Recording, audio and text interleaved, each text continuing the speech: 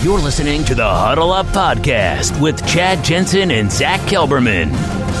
Join Broncos Country's deep divers at milehighhuddle.com and sound off.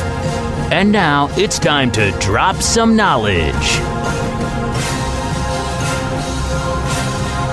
Okay, we're live. We'll let the stream breathe just for a couple of seconds. Make sure we're nice and stable across all 5 streaming platforms. Welcome in, everybody, to the Huddle Up Podcast, presented as always by Mile High Huddle, powered by Overtime Media. I'm your host, Chad Jensen, and with me, as always, my partner in crime and fellow football priest. You know him, you love him. He is Zack Kelberman. Zack, we were hoping when we signed off last night that we'd have perhaps some movement on the Justin Simmons front on Monday with the deadline bearing down on us now. You know, it's a little more than 24 hours away. Well, yeah, a little more, 36, something like that. But no real substantive news on the Simmons front.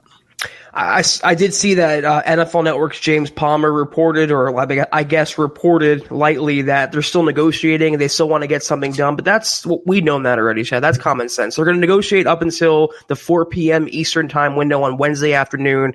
And I think no news is bad news, though, for Justin Simmons. I think if we would have seen more rumors come out of a local reporter like Cliff would have tweeted that there's action, there's activity going on, it would lead me to believe that a deal could be closer to happening. But now that we're less than 2 days away, I just don't see it. I think in this stage, in this day and age, with everything going on, they're content with paying him $11.4 million, and we'll see you next offseason. By the way, if I seem just a little bit sweaty tonight, there is a reason for that, and it's not because it's particularly hot where I'm at, although it is. It's because I spent a little time out in my yard pulling some weeds right before we were about ready to go live. Lost track of time because I'm a true professional, but I showed up. I'm here. I'm a little bit sweaty, but I've been looking forward to talking Broncos and talking football all day long. So, Zack, we'll talk a little bit more about it. We'll see what's on the minds of Broncos country and the MHH community here tonight. And I want to get your take on ESPN's Bill Barnwell, how he ranked the Broncos' offensive weaponry heading into 2020 and kind of juxtaposing that with where he ranked them last year and what we can take away from that. But first, you guys, and by the way, tonight is episode 501. We crossed the 500 episode mark last night, and you guys made it a phenomenal experience and a great conversation, and you guys blew us away with just how outgoing and passionate you were. But we still have some schwag that we want to give away. We feel like there were a few regulars who maybe can't make it on Sundays or have family things going on Sundays that we wanted to reserve some of our giveaways for tonight. So we're going to do that here. If you're in the stream, you are entered into the drawing, unless, of course, you were one of the winners from yesterday. So we're going to get to that here in just a second. And John, if it's possible for you to pull that first name, have it ready.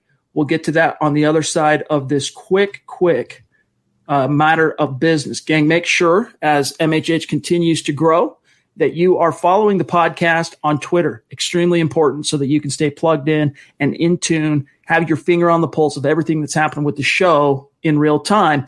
And while you're at it, you want to make sure you also follow the mother account at Mile High Huddle on Twitter to make sure you don't miss any breaking Broncos news and analysis. We're publishing anywhere from 4 to 10 stories on your Denver Broncos each and every day. Some of it's news, some of it is deep dive analysis, some of it is film, some of it is scouting.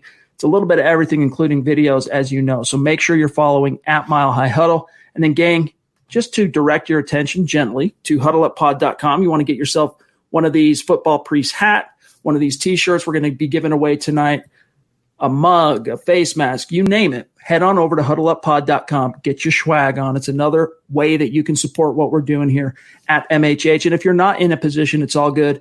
These 3 simple things, whether you're with us live tonight or if you're listening to this after the fact as a podcast on demand, subscribe, especially if you're on YouTube, like this video, like this podcast.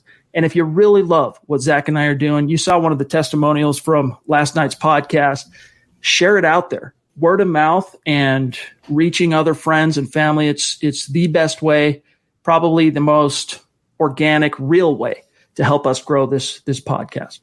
This is the Overtime Podcast Network. All right, Zack, let's really quick. I want to get your take on Barnwell.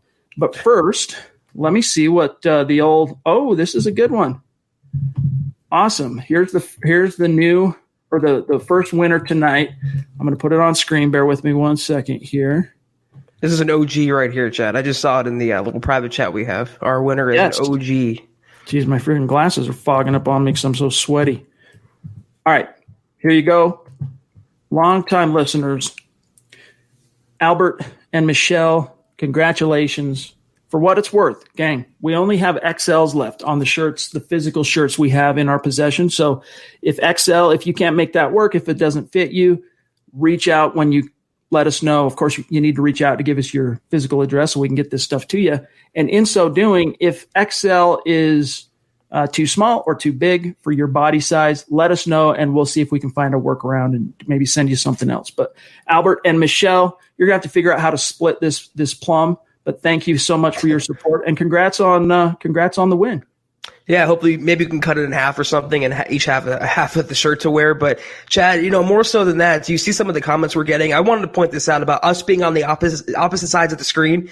It seems like our viewers, it just makes them crazy when I'm on the left and you're on the right. It just worked out that way tonight, but people are losing their minds over this. I can't get over that. Should we fix it? Look how easy it is to fix. Watch. I kind of like it. I'm kind of comfortable. You like it?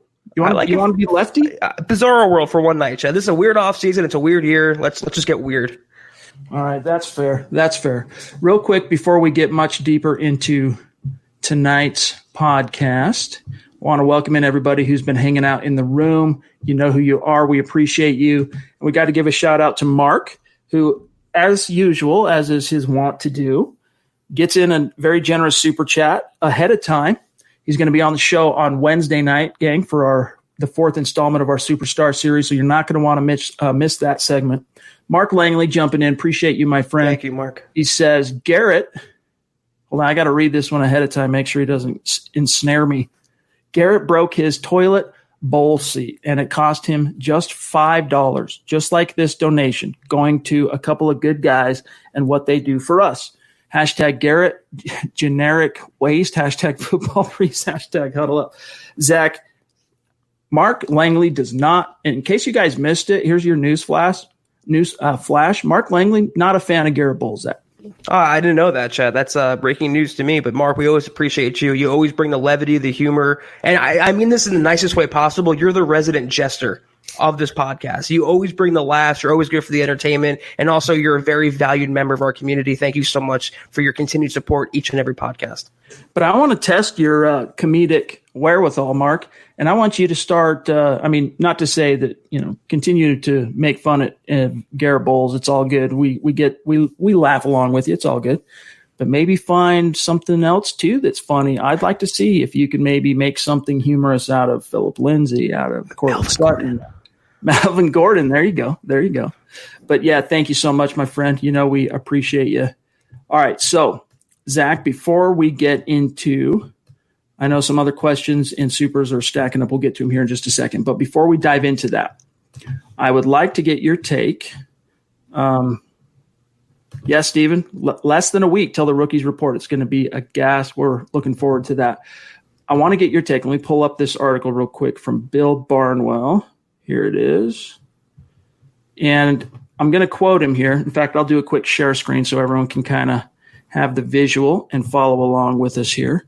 But I think this is a topic we can sink our teeth into a little bit. And, of course, get the take of the community as well. But he did Barnwell, his rankings for offensive weapons. All right. Last year, the Denver Broncos ranked in 2019 with Joe Flacco as the quarterback, Emmanuel Sanders, Courtland Sutton, a rookie, Noah Fant, Philip Lindsay, Royce Freeman. They ranked 31st. All right. Only one team was ranked lower than the Broncos last year by Bill Barnwell. This year, Zach, they have leapfrogged half the league, and he's got them ranked at 14. Now, let me just read this quote really quick. He says, after using the past drafts to rebuild their weaponry, the Broncos have one of the more exciting young cores in the league. Wide receiver Courtland Sutton, a second-round pick in 2018, broke out with an 1,100-yard campaign last season, which is particularly impressive when you consider that his quarterbacks were Joe Flacco, Brandon Allen, and rookie Drew Lock. First round pick Noah Fant wasn't consistent as a rookie, but he ranked 9th in receiving yards and 4th in yards per route among tight ends over the second half of the season. GM John Elway then supplemented this group by using his top 2 draft picks on wideouts Jerry Jeudy and KJ Hamler.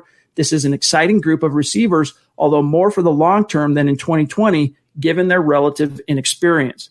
I'm less than enthused about the Broncos moving Phillip Lindsay out of the starting lineup for free agent signing Melvin Gordon, who wasn't effective for the Chargers last season after returning from his holdout and saw the fumble woes from his rookie year reappear. Gordon was still 15th in success rate and is a plus receiver, so he should comfortably be an upgrade on Royce Freeman's half of the Denver running back rotation, close quote. So, Zach, first off, do you think that's a fair ranking, a fair estimation of where this kind of supporting cast stands for Drew Lock and company? And what does it mean? I think it's very encouraging, and I think it's very fair. Even taking my Broncos hat off, Chad, Bill Barnwell has always been a straight down the middle kind of guy. There's no bias. There's no agenda. He doesn't say anything or do anything for clicks or anything like that or for ratings. He just sees what he sees on tape and he puts it into words. And I think that's a fair ranking. And if you scroll down, the Broncos are ahead of a big amount of other heavy hitting teams.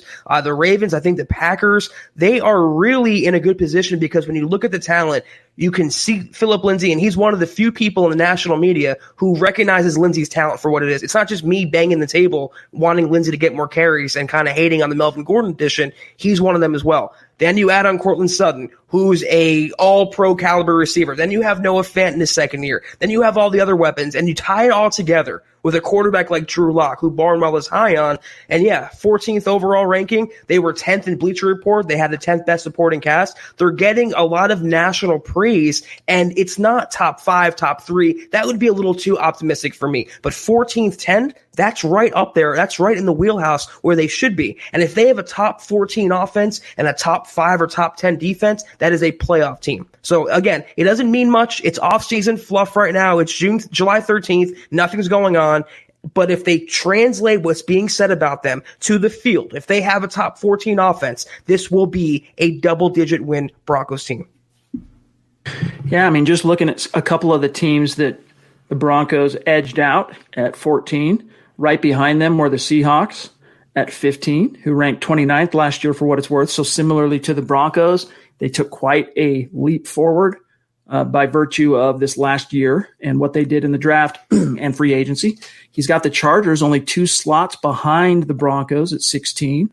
And just looking at 17, he's got the Vikings, which, you know, they lost Stephon Diggs, but they added Justin Jefferson. So, you know, that's still a pretty stacked unit there. So, and the San Francisco 49ers at 18. And then, as you said, you look at who the Broncos are behind. You got Pittsburgh right in front of them here for Barnwell, the Falcons, the Rams, the Eagles. So the powerhouse offensive teams in the NFL, it really is encouraging, I think, and very emblematic of just how much John Elway has sold out, in the best sense of that phrase, to upgrade the offense. We've seen him at different points in his front office career kind of pivot and really go all in on not just building a good roster, but going all in terms of one side of the ball, whether it was building the most prolific offense in the history of the NFL in 2013, within 2 years, kind of pivoting from that, building a all-time caliber defense that wins the Super Bowl, and then kind of going through wandering the quarterback desert. It's hard to know where exactly to stack your chips if you're a GM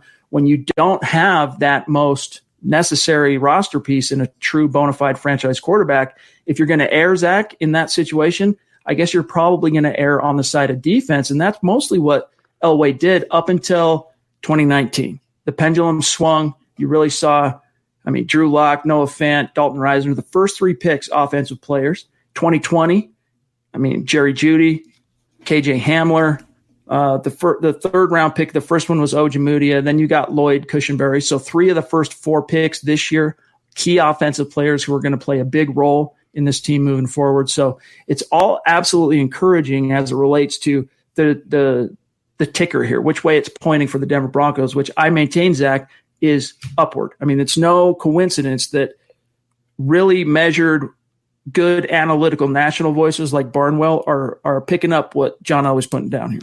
But what's so impressive is they built this potential powerhouse offense all through the draft. They found their franchise quarterback in the second round. Cortland Sutton was a second-round pick. Phillip Lindsay was undrafted. KJ Hamler was a second-round pick. Jerry Jeudy was 15 overall, and that was a steal for his value. He's compiled this entire offense, especially center Cushenberry, left guard Reisner. He added a little piece. Garrett Bowles, a left tackle. Yeah, he signed Glasgow. Yeah, he signed Juwan James. Yeah, he signed Melvin Gordon. But he built the house up. The foundation of the house, proverbially, is being built through the draft. Not through free agency. It wasn't 2014 again. Yeah, they won a title because of it, but that doesn't happen too often in this day and age. John Elway's biggest switch is not spending ludicrous money. It's building through the draft. And that's why since 2018, the Broncos have become incrementally better, and it's going to all pay off, and they're going to cash out with all their chips on the table in 2020. That's what I love to see, Chad.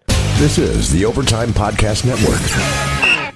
As you touched on in your initial analysis here, I mean, if the Broncos really do field a top 14, let's just say a top 15 offense statistically this year, combined with Vic Fangio's defensive acumen and the changes and upgrades I would argue they made at certain points anyway on the defensive side of the ball, this is going to be one of those teams we've been talking about all offseason, but this is going to be one of those teams that, you know, opponents just don't want to face, especially down the stretch. This is a team that I think you can fairly take out of the dark horse category and put them into more of like, I mean, I don't know so much that they're a sleeper anymore. I mean, people, I would think the NFL is seeing basically what's coming at them in the 2020 Denver Broncos. They're going to take a lot of people by surprise. And like, who pigeonholed the Tennessee Titans as a team that would get within one game of reaching the Super Bowl? And that wasn't me. It wasn't many people. They got hot at the right time. All the pieces clicked together at the right time. And the Broncos have that ability where it might start out a little slow in the beginning. There might be some hiccups with Locke and the offense and the defense. But come mid-season, when they start hitting their stride, and by December and January, when they really start getting good, they're going to be a team that no one wants to face in Denver or elsewhere, considering what they bring to the table. Coaching, defense, and offense. I'll say it again. Top 14 offense in a worst-case scenario, it's still top half in the league. You pair that with what should be a top, in a worst-case scenario, top 10 defense. Chad, who in the AFC would want to face that? Especially if you have to come to Denver in that altitude. Not many teams. I agree. Just to round this out, to give everybody perspective, here's the top 10 in Barnwell's rankings, offensive weaponry. The Eagles at 10, followed by the Cardinals at 9. So that's another one of these teams that, you know, if they ended up getting their equation right and that defense can hold up and Kyler Murray ends up being who they think he is as a former number one pick, Cardinals could be one of those true dark horse teams that kind of come out of nowhere to compete. The Bills at 8, which I think is interesting. The Giants at 7. Wow. I don't know if I could go that far with him on that, but the Saints at 6. That is surprising, the Giants. Wow. The Panthers at 5. If this were a Giants podcast, we could read what he had to say. Teddy Bridgewater, Christian McCaffrey, Curtis Samuel, and DJ Moore. That's a top 5 offense. I think McCaffrey is obviously what's probably and Robbie Anderson. I don't know. I disagree. Tipping the scales. Yeah, they did add Robbie Anderson. You're right there, and he does mention it. So a couple of these are a little. You could pick nits on. Tampa Bay at 4. I could see that. Dallas at 3. I think that's super pretty fair. dang close. Cleveland at 2. Still Cleveland getting the hype, man. I don't know. People love riding that Baker Mayfield train. He has to prove me, he has to prove a lot to me before I hop on that train as well. And then no surprise, the Chiefs at number 1. So that rounds out the top 10. We want to get your thoughts on it, gang. So let us know what you think. Let's grab a few of the supers that are stacked up. Give away another shirt here. We got Glenn jumping in. Appreciate you, my friend. One of the superstars in our community. He says, what is the most memorable moment for each of you in the first 500? Hashtag state of being in New Hampshire. Hashtag MHH.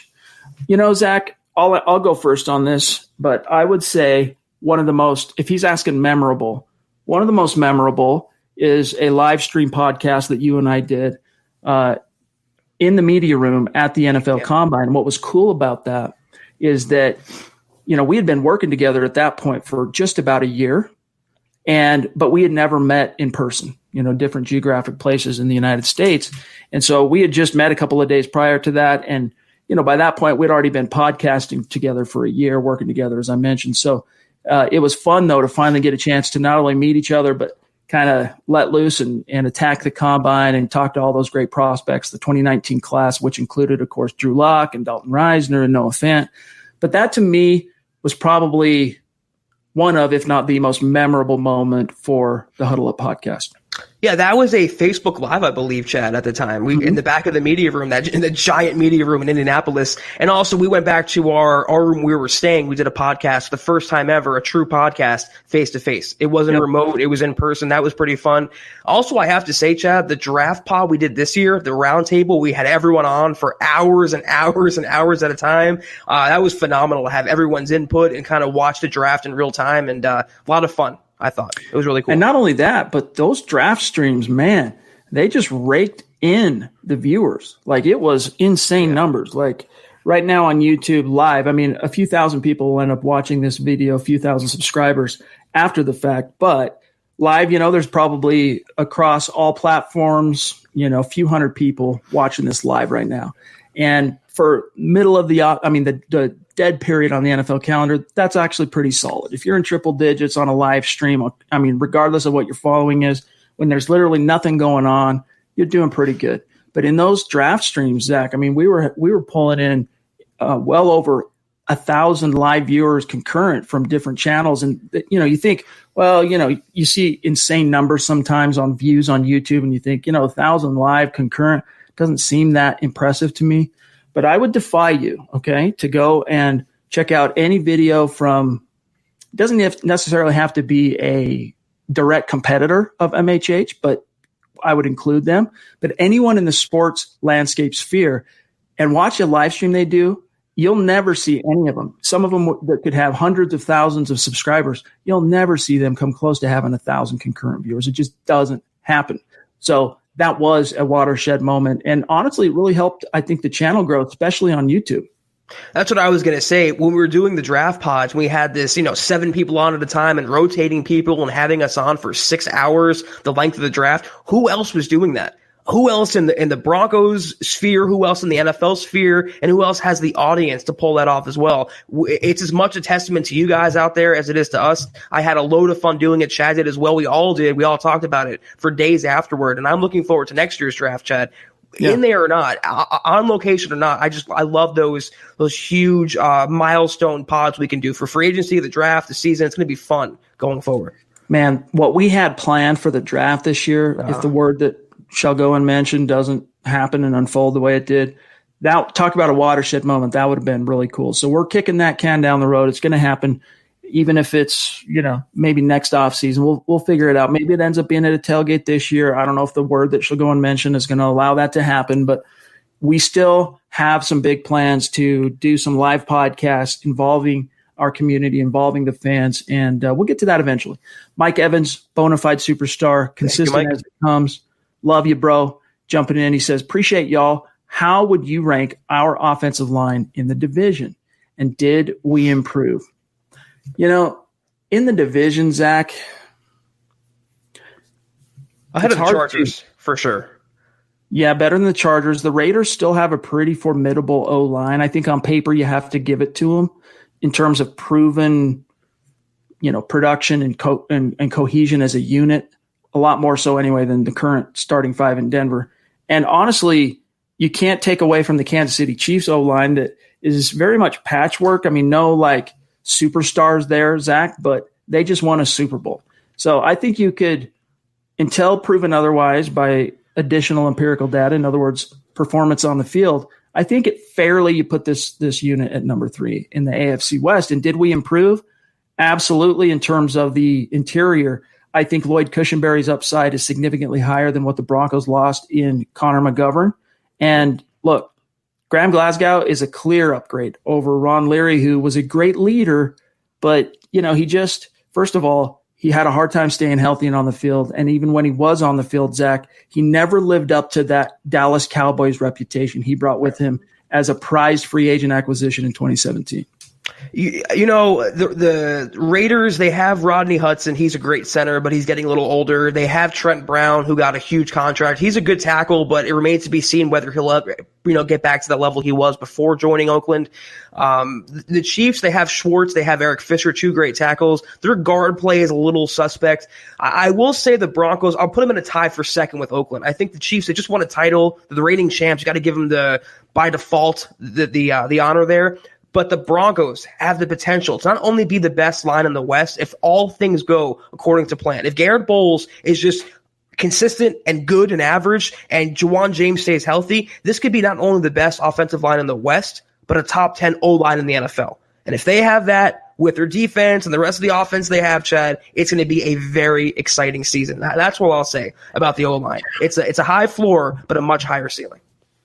Well said. Well said. And if the tackles play up to their potential, we could be talking about a very, very, very prolific starting five here. Yeah. But that's if. You need James on the field, first and foremost, and you need Bowles to, first of all, win his competition in camp and then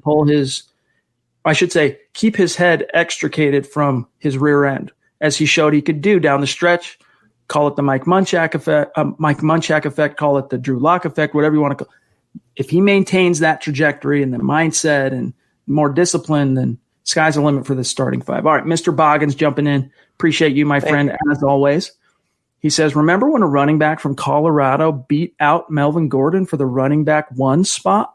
Small world. Hashtag history repeats, of course, speaking to the Austin Eckler phenomenon down in L.A., which it is ironic. Eckler, of course, also Colorado kid, like maybe not the Colorado kid like Philip Lindsay, but that's the one thing where, you look around the national perspective, Zach, and when people talk about the Broncos backfield, Lindsay is taking, the back seat in the eyes of these national analysts, and they completely omit and forget that he was eclipsed by an undrafted rookie who is basically almost half his size and really more of a receiver out of the backfield. The Chargers had a chance to show Gordon the love and favor him with the checkbook, with the love, and they didn't. They gave that money, or what money would have gone to him anyway, to Eckler. And I concur with our friend Mr. Boggins here, Zach, that it's probably going to happen again in Denver because Philip Lindsay, look, dude, he just, as he said in that one video, I think it was a week and a half ago, I don't care who they bring in. I don't care what they got to get through me. And that is very hard to do. It's going to happen again. I'm going to take away the probably from that, or the maybe, could be. They're going to, not to be their RB1, because the Broncos, based on what they're paying Melvin Gordon, they're going to feed him carries to justify that RB1 status, to justify that contract. But do not be surprised at all if on a snap-by-snap basis, Philip Lindsay outperforms and outworks Melvin Gordon. He can run inside, he can run outside, he can run goal line, he can catch, he can pass block, might not be the best, but he can do it, and he's super motivated. He didn't have the chip on his shoulder last year, Chad, and he was still a 1,000-yard running back. This year, he is super pissed off, super motivated, and he wants not only the Broncos to see they made a mistake, but the entire NFL that he is a true three-down back, and he's going to make everyone see this season. Philip, let them hate. Let them hate. Hashtag that, baby. We got one of our longtime listeners, and he might not always be in the stream as often as we'd love him to be in the stream because, he's got things cooking. He's got a life. He's got things going on. But he's another one of our longtime listeners and bona fide Super Chat superstars that deserves credit as well for this podcast modest success and getting to 500 episodes. Discount Audio and Wills, D.A. Dub, jumping in with a very generous super.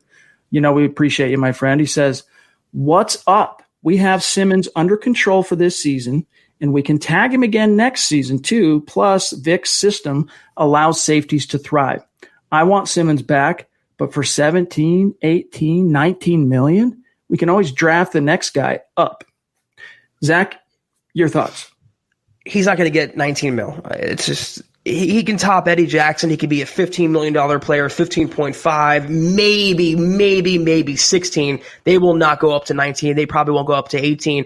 It just comes down to a matter of opinion. If you think Justin Simmons, if you think a safety is worth investing in, then he deserves a contract. I happen to think he brings more to the table than just being a safety. He can play nickel corner. He can play all over the defensive backfield. He's a great leader, great for the locker room. He loves being a Bronco. He's a homegrown guy. I'm willing to bet he would take a little more, Chad, or a little less, to stay in Denver. He's not a guy that's going to milk the Broncos dry for every penny. Just a great all-around guy who I think is deserving of a multi-year investment. Would I go to 17? No. Would I go to 16? No. But $15 million, if this was a normal offseason for a 4 or 5 year contract, why not? He's still not even in his prime yet. He's still ascending. He's a true playmaker back there, and you could always draft Kareem Jackson's replacement. He's getting up there in age, but I would keep around one of the young, homegrown studs that you've developed. And not only, he wasn't a first-round pick. He wasn't a second-round pick. He was a mid-round pick who became a really top 3 safety in the NFL. You keep those guys around. You don't get rid of them. This is the Overtime Podcast Network. I think what DA-Dub might be implying there with the figures he used is if he were to get franchise tagged again next year, you mentioned it on last night's pod, Zach, that it inflates if you franchise tag him the second time, what was it, by 20% over the year prior? I can't remember. But if that's the case, I mean, it could be approaching those type of figures perhaps in 2021. But who knows? Hopefully it doesn't come to that, Zach. I don't see the tag again. Either they're going to probably, if he has a good season on the tag, they're going to re-sign him to a new contract. And if he doesn't have a good season, they'll probably let him walk. I can't see a scenario where Simmons is tagged 2 off seasons in a row. He's not a quarterback. He's not a pass rusher. He's not even a shutdown corner. He's a safety in the NFL. So you tag him once. If he has a good year again, if he repeats 2019, pay him. If he doesn't, if he takes a step back, he gets injured, then you can maybe let him walk. I don't see the tag again for 2 seasons in a row. David Bingaman jumping in fact, one of last night's winners, and it was good to hear from you, David, who reached out on email to confirm that he knows he was a winner, and I already had his personal deets, but that's a reminder, if you are announced as a winner, whether you were, I think everyone last night has reached out, so we should be good there. But tonight, if you are one of the winners of our schwag giveaway, make sure you either reach out with an email, milehighhuddle@gmail.com, or if we are connected on social media, and if we're not, why aren't we connected with you on social media? David says, if Jake Butt balls out in training camp and beats Nick Vannett, what do you do? And this was a topic I broached in the article last week, grading the Broncos tight end position. And the truth is about Vannett is, you know, he signed a 2-year, $5.7 million contract in March. He got $2.5 million guaranteed, which isn't nothing, but if he were to really fall on his face or vastly underdeliver in training camp and a couple of other tight ends, including Jake Butt, outplay him, it's not so prohibitive as to completely rule out the possibility of releasing him. But it would take, Zach, a Herculean type of leap forward by Jake Butt to ice out Vannett. Now, what I would see is probably being more likely, even if it's less still unlikely, is him kind of marginalizing Alberto to the practice squad.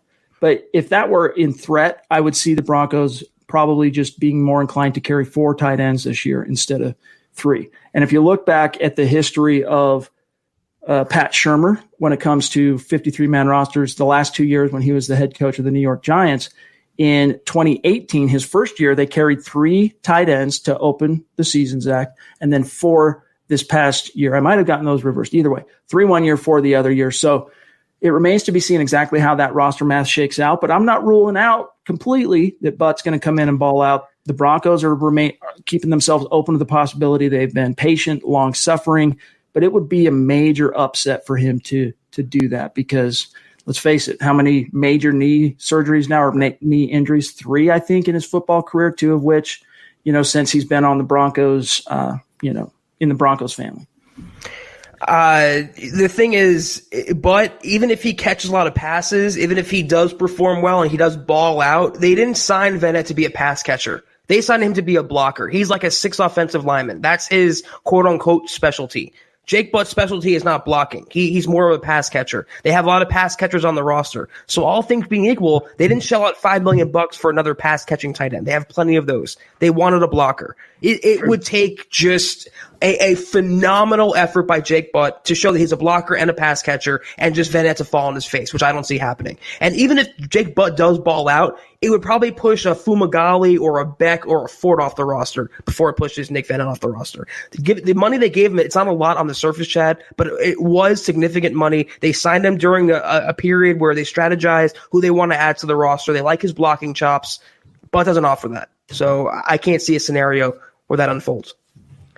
Kathleen wants to know who the first three opponents are. Tennessee, week 1. I'm trying to remember week 2, and then week 3 is the Tampa Bay Bucks. Let me make sure I can't. Who is week 2? Bear with me 1 second. Steelers, right? That's right. It is the Steelers. Yep, on September 20th. So those are the first three opponents, Kathleen, and I'm glad to have you with us here. All right, let me jump down here and grab this name. Oh, we have a new winner for the next shirt that we're sending out, and it's very deserving. We have already mentioned him tonight. And this is a guy that's been with us, I would say, Zach, at least for the last 9 months. I don't know if he's been listening longer, but as an active participant in the community and a bona fide superstar, about that long. And he's also a guy who contributed to the Huddle Up podcast by way of content in terms of he sent us an intro that we use from time to time for the podcast. You know him as Mr. Boggins himself is one of the winners tonight for a hashtag Football Priest t-shirt. And again, it's the Football Priest on the front, Huddle Up podcast logo on the back. So Mr. Boggins, we are connected on social media. So either reach out there or send an email, milehighhuddle@gmail.com with your personal details so that we can get that out to you. Appreciate you, my friend, and congrats. Yeah, I hope you like the shirt, and we appreciate your little intro clip that we've used. It's really cool that you reached out and sent us that. So we love your support. We appreciate your service to the podcast. The Queen dives in with a generous super chat. You know, you don't have to do that, Christy. We appreciate you so much. She says, if we get a no crowd season, so no fans, you guys should do live game day watch party pods. We have had it requested to do live streams while the game's going on.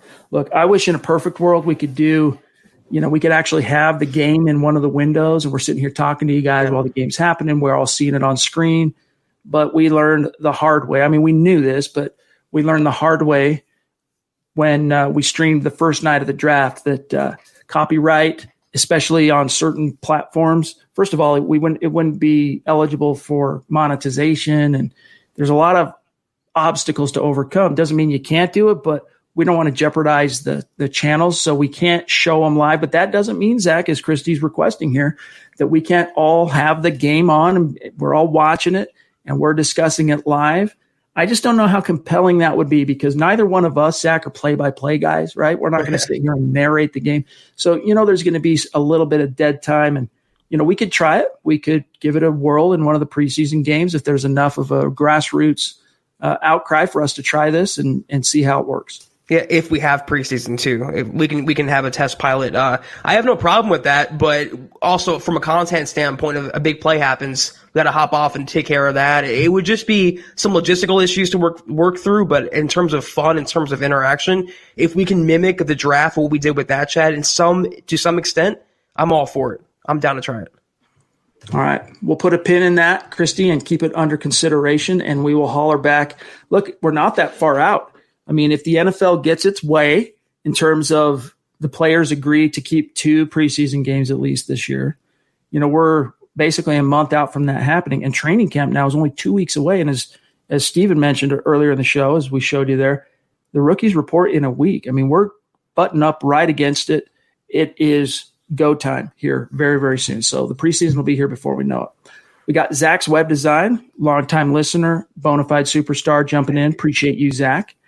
And Zach's going to come on the show in August sometime. We're gonna set it up for August, probably the back end of August, because we've got, I think, the first 2 Wednesdays of the month of August already booked for our superstar segments, but we're going to get Zach on the show and it's going to be a gas. We can't wait to talk with him and introduce you guys to him in the flesh. But he says, would it be possible if we could be contenders for Kansas City in 3 or 4 years if we keep building like the last 3 years? Hashtag Chiefs need stopped. Hashtag 6-year drought.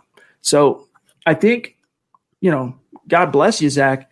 I think you're being a little pessimistic in terms of, I think the Broncos can compete with the Chiefs now. In terms of contending for the AFC West, it sounds counterintuitive. But, Zach, you can actually lose head-to-head against the Kansas City Chiefs both games this year and still win the AFC West. If they have a less than stellar season, still maybe win double digits, still maybe get to 9-10 wins. If you're the Kansas City Chiefs, but the Broncos get to 11 wins, 2 of their losses, 5 losses being against it can happen. This is a team that has that kind of momentum. Now, am I predicting them to unseat the Chiefs as AFC champs this year? No, but I have predicted already. It was a way too early prediction, and I'm going to redo the prediction after we see this team in some form, whether it's just training camp or preseason. We will do another bold prediction, like a more definitive prediction on the doorstep of the regular season. But I predicted, Zach, 11 wins for this team and a 9-7 floor. Now, I could end up looking like, the inverse version of Nick Wright and a complete jackass if I'm wrong on that. But I don't think I will be, Zach.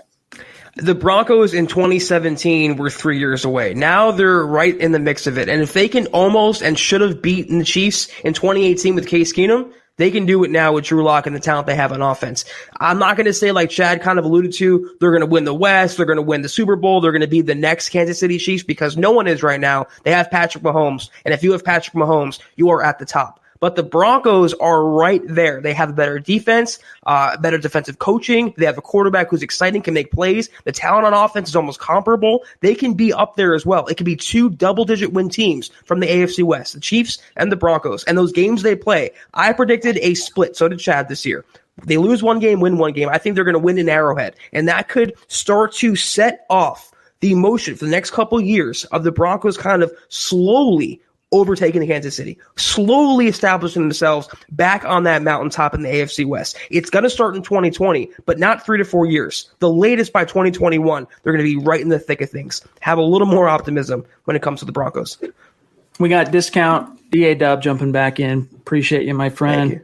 He says, congrats on 500 yesterday and counting. MHH. Thank you so much, man. It means everything. And each one of you listening to this, and especially the superstars that have contributed the way you have over these, last 9 months when we started doing live streaming and whatnot, you all have a big role to play and credit to take in for what MHH has become. And, what's exciting about this whole thing, Zach, is we're just getting started. We're just getting started in terms of the podcast programming and what we can do video-wise. I mean, Mile High Huddle does, about anywhere between 500 if it's the regular season or off season is where this variant comes in. But there's about 500,000 unique Broncos fans who visit milehighhuddle.com on a monthly basis. When it's the season, it's about double that. And so if we can funnel some of those eyeballs that are at milehighhuddle.com, reading the content, watching the videos there, Zach, over to our YouTube channel and to the podcast RSS feeds where they can, see what we've got cooking here. I mean, the sky is the limit. The sky is the limit for MHH. And really, you guys have helped us to scratch the surface and to see what is possible with MHH. So appreciate you, DA-Dub. Yeah, it's everything was true what Chad said, and that's why we've been doing the 7K show and the 500 show. It's a give back and it's a celebration to you guys. It's a testament to you guys. We wouldn't be here without you. The support, Chad and I and Buana, Chad and I, collectively, individually, have always talked about it. We have been floored. We have been stunned this entire offseason with nothing going on and people's personal lives being impacted and financial, economic, and yet day in and day out, night in and night out, you guys have been here for the ride, interacting, engaging, supporting. We can't tell you how much that means to us, and that's why we try to give back as much as possible. And 500 down, 500 to go. 7K, and then the next is 14K, and the next 21K after that. We're not stopping. We're only getting started. That's right. Gilster37 jumping in. Good to see you again on Super Chat. Appreciate you, my friend. Is it too late for ZZ Top to be the halftime at the Super Bowl?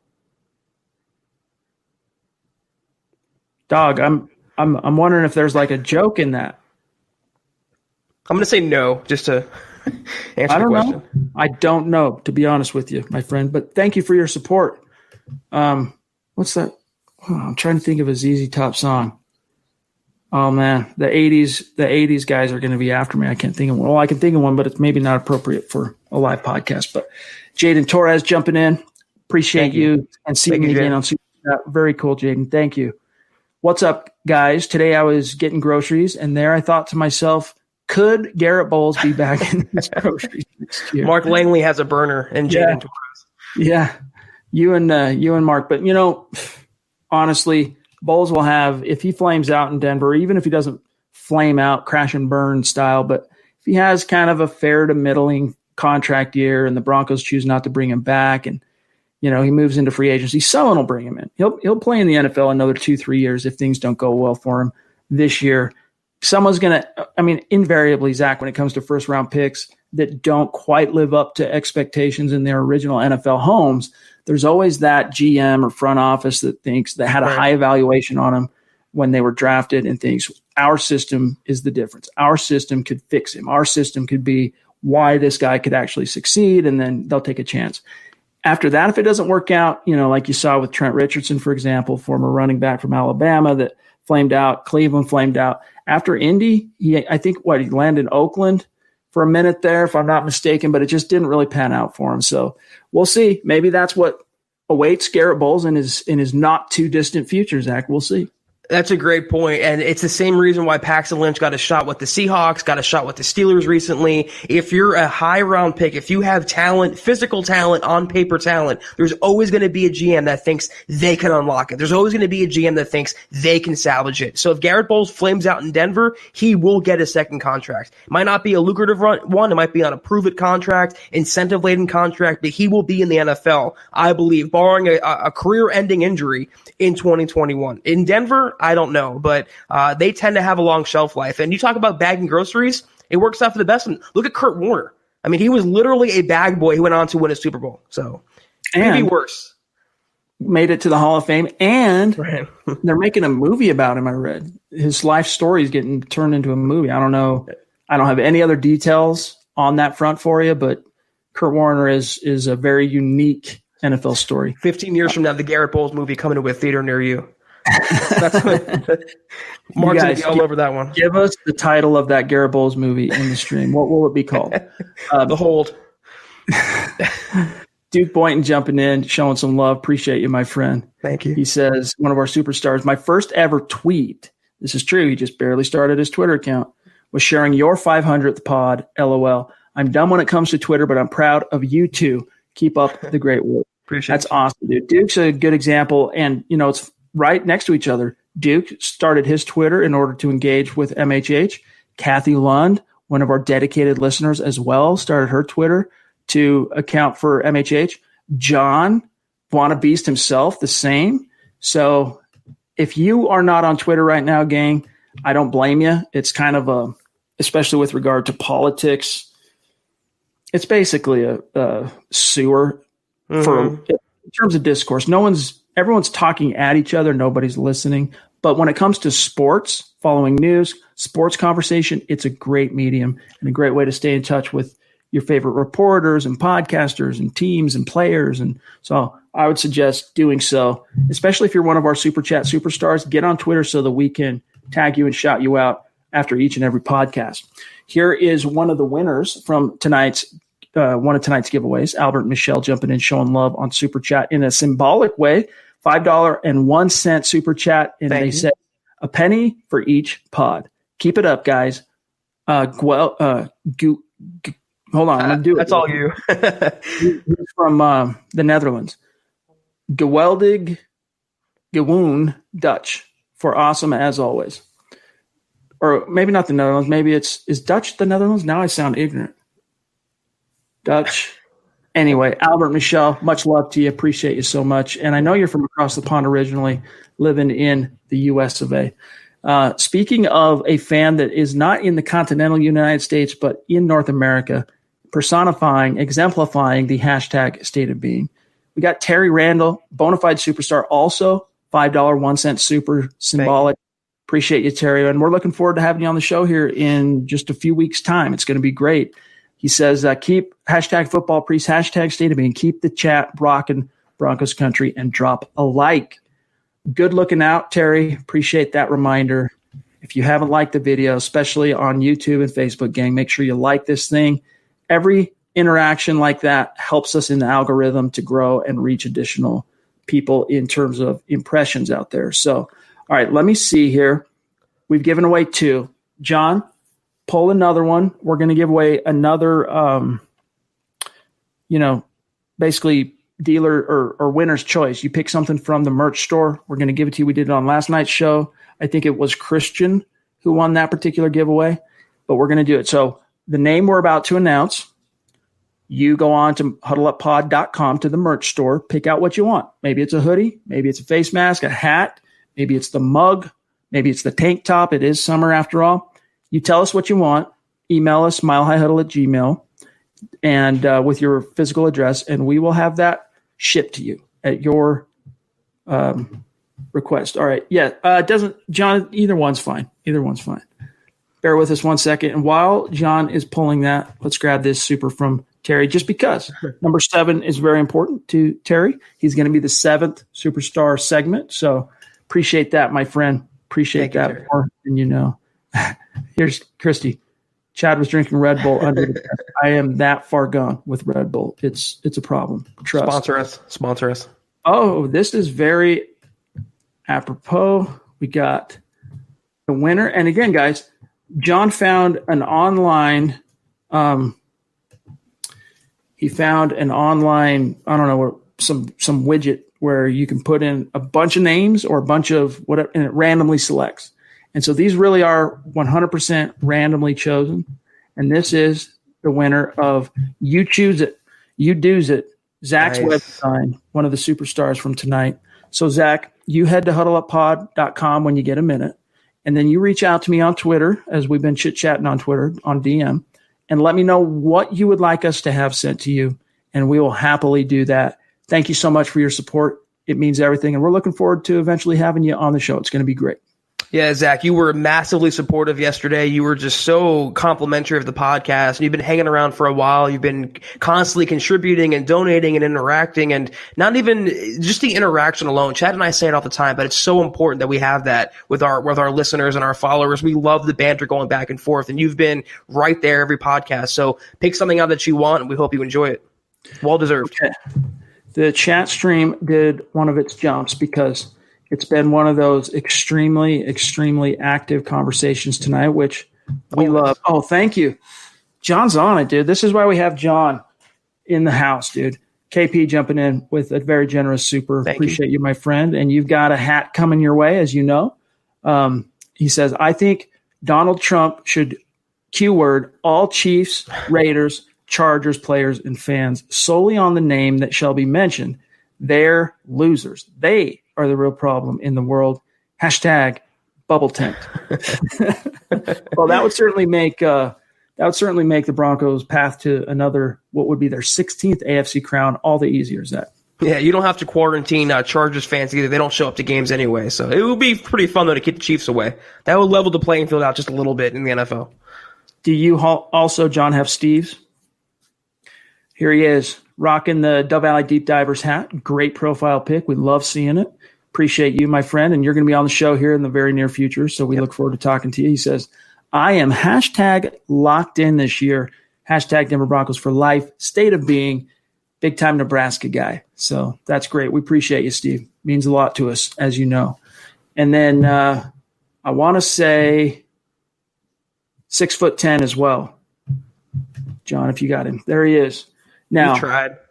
This is, yeah, okay, so he wants to know, very generous super chat, will we ever get a size bigger than the 3X in the MHH shop for a fluffy guy like myself to wear? Hashtag chunky Bronco fan. You're not the first of our great community, excuse me, to request that. And unfortunately, there are some items that it does go into larger sizes. So far, everything we have on the merch store, it doesn't go beyond 2X. So to be honest with you, we're considering moving our third-party provider. And if we do, That's going to be one of the newer conditions we're going to look for. And in the next provider is some more versatile options in terms of sizes with regard to merch. But we'll keep it in mind, I promise you, my friend, and thank you for the support. We can try to reach out maybe, Chad, to see if they'll kind of give us a more receptive answer to the 3X question.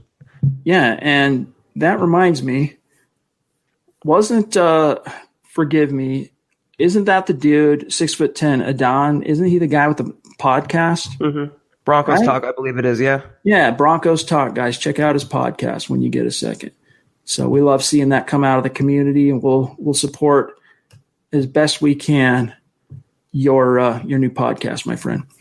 Bonafide superstar in the house, George, the biggest Queensryche fan on the planet Earth, and big time supporter of MHH. Appreciate that, my friend. He says, I'm at work, just showing my support. Well, dude, hopefully you're listening with an earbud in and you got the phone in your pocket so you don't get in trouble for deep diving on your Broncos while you're at work. But thank you, George. And we're going to get you on the show here in the very near future as well. You're on the list. I believe you've reached out and said that you want to come on. So I have you on the list anyway. And if I'm remiss on that, if I'm misremembering that, just reach out and tell me, no, dude, I don't want to be on. But I think you told me that. So we look forward to it. So consistent, so amazing. Thank you so much, George. Every single pod.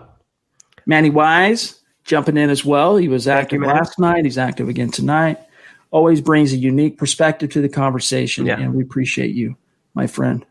All right, we are – there he is again, the man, Terry. Thank you, we Terry. are butting up against our hour. We're at 55 minutes. And so let's do one more name, John, because we had 3 more shirts that we could do. We're giving away 2 tonight. So let's do one, and then one from the merch store, and then one more shirt. So let's do one more tonight. And before we get out of here, John, if you want to pull another name.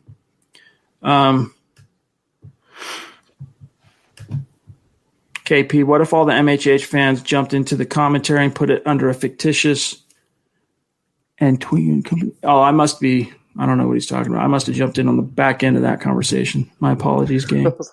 What? I thought I saw something else there. Ron Dubb. Ron, you're one of the superstars, and this is a message that goes out to all the superstars dating back to last football season. We want to dedicate one segment on one show to the superstars each and every week, in case you missed it. And so, Ron, we'd love to get you on if you want to be on. If so, just reach out and let us know. We're connected on social, or you can shoot me an email, milehighhuddle@gmail.com. We'd love to get you on. But he says, and thank you for the super, Ron. Appreciate you, bro. He says, hey, guys, I meant to say congrats on 500 episodes last. My bad. If Fangio gets us to 13-3, 14-2, 15-1, and the defense is top ranked this year, do you think he's poised to win Coach of the Year? Absolutely. Yeah. I mean, if this team gets upwards of 13-plus wins, he's going to be in that conversation, and he'll be very deserving in terms of getting some of that credit. The only hedge to that question I can say is it depends on what other coaches do in the NFL. We never really know or could predict that. But if the Broncos win 13 games and they have a top 3 defense and they win, even a wild card, he'll be right up there. And he'd be well deserving to win that award as well. Great question, Ron, as always. You always bring such unique, thoughtful questions to the podcast. I happen to believe, yes, he would be in the running for that award. Okay, here's the last winner of our giveaway. To celebrate our 500th episode, we cross over into the 500s. Charlie Beagle, who he might not be a bona fide superstar, but this is a cat that is in each and every chat stream. I mean, I can't think of the last time he wasn't that I don't recall seeing him in the stream. He's always in the stream. So Charlie, we appreciate you. We appreciate your dedication and support and what you bring to our chat stream in the community. Make sure you reach out, milehighhuddle@gmail.com, and give us your shipping address so we can send you out your shirt, my friend. Appreciate you. Hope you like it, Charlie. Thank you. As always, Chad said, it's true. It's like you're in every single podcast, always supporting, always interacting, always there for us. And we want to be there for you. So we hope you enjoy the merchandise and keep listening to us. All right. We are about out of time. So I'm going to scroll down here to the bottom. I see a couple of supers that we haven't got to. And we definitely do not want to neglect any of our superstars. Eclipse Stormborn checking in from Philly. Appreciate you, my friend. Rocking the Football Priest t-shirt. He says, peace from Philly. Love you all. Hashtag state of being. Talk about brotherly love. That's it right there, man. And Eclipse is going to be on the show next Wednesday. So tomorrow or Wednesday night this week is Mark Langley, Eclipse. And if something comes up between now and then, when we need to reschedule it or do a different day, just reach out. We'll figure it out. But it's going to be fun. We look forward to talking to you. Yeah, brother. Can't wait to talk to you. It's going to be great. And then also, Chris, we're going to get you on the show in August. It's going to end up stacking up. We might have to push into September, but we're not going anywhere. And we know you guys aren't either. So, we'll get you on the show here in the very near future, bottom line, Chris. So circle, toward the end of August, but really appreciate your generosity as always and your support and your passion for this channel, this podcast, and the Broncos. He says, happy belated 500. Here's to 500 more. Cheers. And then he says, hashtag click those little thumbs up. Appreciate that, Chris. You are the man, dude. Wow. Thank you so much, Chris. As always, thank you. All right. We've got also Brooklyn Official Music. That's a name I don't recognize in Super Chat. So thank you. Welcome. Hope you keep coming back. Hope we do a good enough job for you to keep coming back. Brooklyn says, cheers to many more, guys. Love the content. Very cool. So we appreciate you, bro. And then, of course, Dennis Woods, who we cannot neglect, superstar, dedicated, coming in late tonight. He says, just want to show some love and appreciation. Thank you, Dennis. And seriously, it means everything to us. People just pop in, Chad. They can't even watch the show. They just want to just drop a little donation and just support us. It's so humbling and so amazing. And it also is meaningful in terms of it keeps the party going. It keeps us. It paves the way and allows us financially to keep bringing you this content. So this is crowdsourced. That's what these superstars are doing, and that's why we give them the focus that we do. Speaking of, across the pond, also symbolic super chat in British pounds. I believe it's pounds, right? That's the symbol for pounds, not euros. He says, increased reports, does James Campbell, that Broncos are working towards an 11th hour long-term extension for Simmons. Hashtag get it done. Happy 501. State of being, you're one of the exemplifiers of that, James, and Broncos world.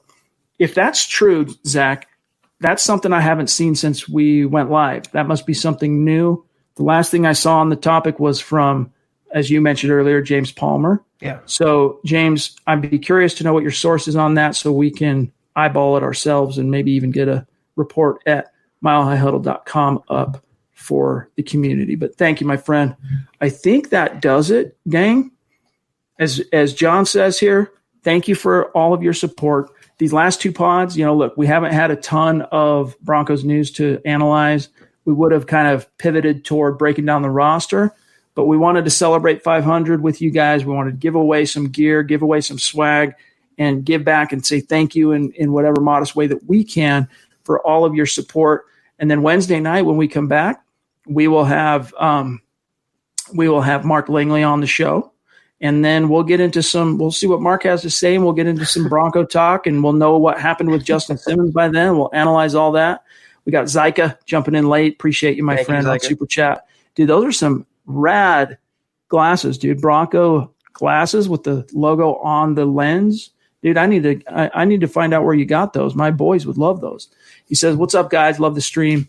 As always, appreciate you, my friend. Reminder, if you were one of the winners of the giveaway tonight, make sure you reach out to us, whether it's milehighhuddle@gmail.com or on social media so that we can get your physical shipping address and get your stuff out to you. But gang, that's got to do it for tonight's episode of the Huddle Up Podcast. Thanks to each and every one of you for joining us. Mile high salute to our Super Chat superstars. Zach and I are off tomorrow night, but you will get a fresh episode of Building the Broncos, if I'm not mistaken. I'm pretty sure they're back to their Tuesday nights. And then Zach and I will be back in the saddle Wednesday. We'll have Mark on for a segment. It's going to be a gas. So, Zach, have a great start to your week, my brother. Thank you. And I was laughing earlier, Chad, because a few seconds ago when Mark's about to come on Wednesday, I can only imagine what he's going to tell us. I can only imagine what his talking points are going to be. I cannot wait to get one-on-one time with Mark to see what he really is like in the flesh on here. Yeah, it's going to be fun.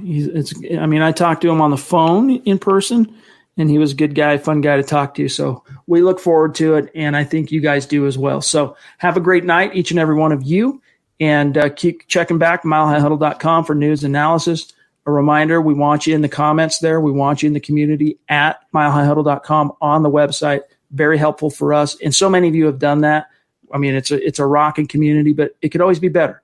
Everything could always be better. So help keep the conversation going there at milehighhuddle.com. But gang, we're going to get out of here. The last reminder here before we say goodnight, make sure you're following the pod on Twitter at HuddleUpPod, and then also at Mile High Huddle. And whatever you do, make sure you're following my partner and fellow football priest here, Zack Kelberman, at Kelberman NFL, myself, at Chad and Jensen, and our producer, John, at John K. MHH, JONKAY. All right, gang, have a great night. For Zack Kelberman, I'm Chad Jensen. We'll talk to you again Wednesday night. You've been listening to the Huddle Up Podcast. Join Broncos Country's deep divers at milehighhuddle.com to keep the conversation going.